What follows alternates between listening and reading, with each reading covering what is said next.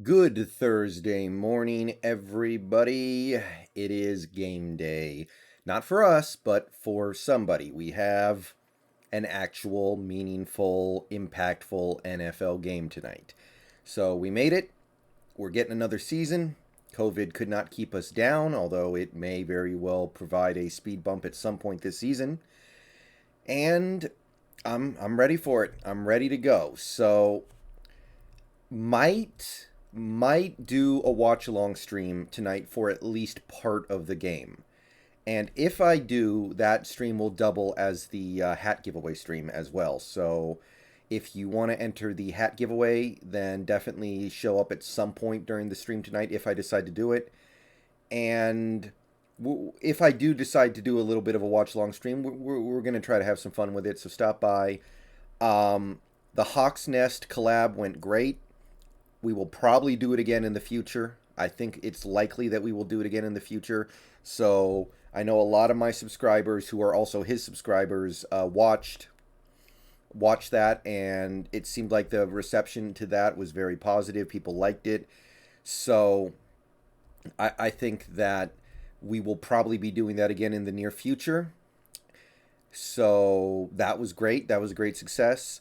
And yeah, I think that's all the house cleaning stuff I wanted to take care of before I got into the substance of this video. But yeah, great times with Hawk's Nest. It was a great collaboration. We're going to do it again, I think. All right. So, Thursday mornings. What can we look forward to on Thursday mornings throughout the 2021 season for the Seahawks? From me, anyway. So, we have snap counts. We have front office performance in the last offseason, and we have Wilson's advanced metrics. So Thursday is going to be about coverage. Thursday is going to be about which defensive Seahawks are getting it done in coverage and which ones aren't. And this originated because I was thinking we need to really keep an eye on these cornerbacks to see who's doing good and who's doing bad. And as I developed this idea, it's a pretty simple idea. I decided to go ahead and include all Seahawks defensive players that routinely play in coverage. So what we have here are a list of Seahawks defensive players who play linebacker, cornerback, or safety. And these are positions where you end up in coverage on a fairly frequent basis. If you're a cornerback, pretty much always. So we're going to keep a rudimentary tally of how these players are performing in coverage. And I really want to do this for a couple reasons. The most obvious one being if the Seahawks defense is giving up a lot in the pass this year, then we want to narrow in on the right guy, right? We want to make sure we can identify the weak link, and from there we can figure out if we can do anything about it. If the pass defense is bad and we're going into week 5 or something and it's not performing well, we want to know who is not holding up their own in coverage. Because, knock on wood, I really do think this pass rush is going to be good this year. So if the pass defense is not performing, it's likely on the coverage side of things. And we just want to know who's not holding up in that scenario. And, of course, the other element is I really wanted to find a way to shine a spotlight on these cornerbacks, because if there was a position on this team where we clearly got caught with our pants down, it was corner. And some would say center, some would say center even more so, but corner, I mean, we made a trade. We traded a corner. We traded for a corner. We picked up a couple of corners in free agency off the waiver wire. All this in the last week plus. So clearly, whatever Carroll was expecting to get out of the competition at cornerback this offseason, he didn't get it. There's no way you would go out and do all this stuff at cornerback unless you were completely disappointed in what you got from that position. So here we are. We have DJ Reed, and he's got one starting spot locked down pretty good, and he's good. And you do have good nickel corners. You have Blair, who I think who has potential, at least. And then you have Ugo Amadi, who played pretty well last year. So the nickel cornerback's good, but then you're trying to find your other outside corner. You've got Trey Flowers. He's been okay before, but he's also been terrible before.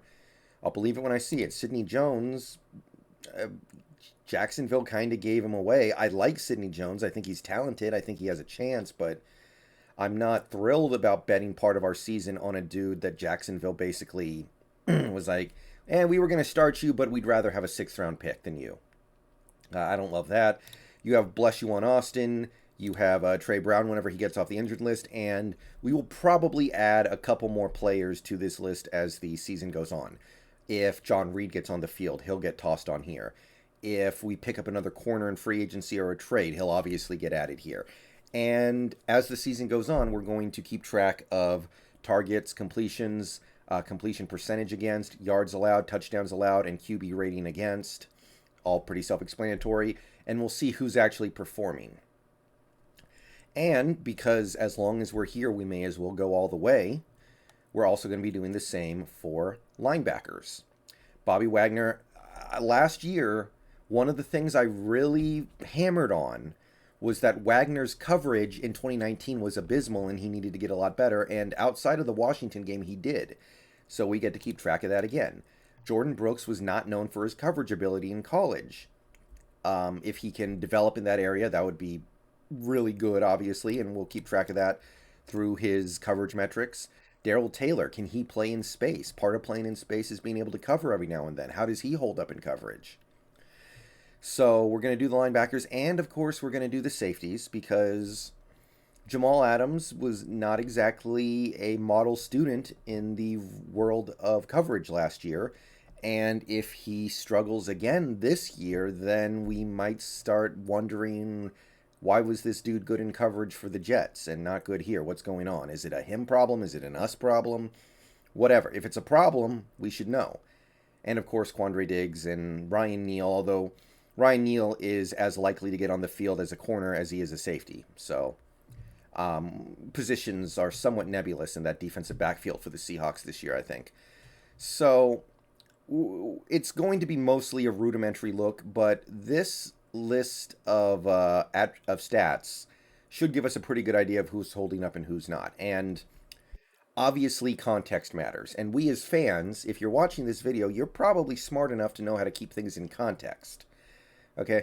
If the Seahawks are winning a game or, a bunch of games this year by 25 to 30 points going into the fourth quarter, and then the other team amasses like 200 yards passing in the fourth quarter because it's garbage time and they're just throwing the ball frantically down the field and we're in prevent, then we don't really care about that. We don't have a problem with that. With garbage time, whatever, have all the yards you want. We just want to get the game over with. So if that happens, then we as fans need to be smart enough to realize the context of giving up all those passing yards. But most games in the NFL are close. Very few games actually get to garbage time, and how these players perform in coverage is going to be a big part of the pitch, is going to be a big piece of the puzzle on whether or not this defense is as good as it needs to be.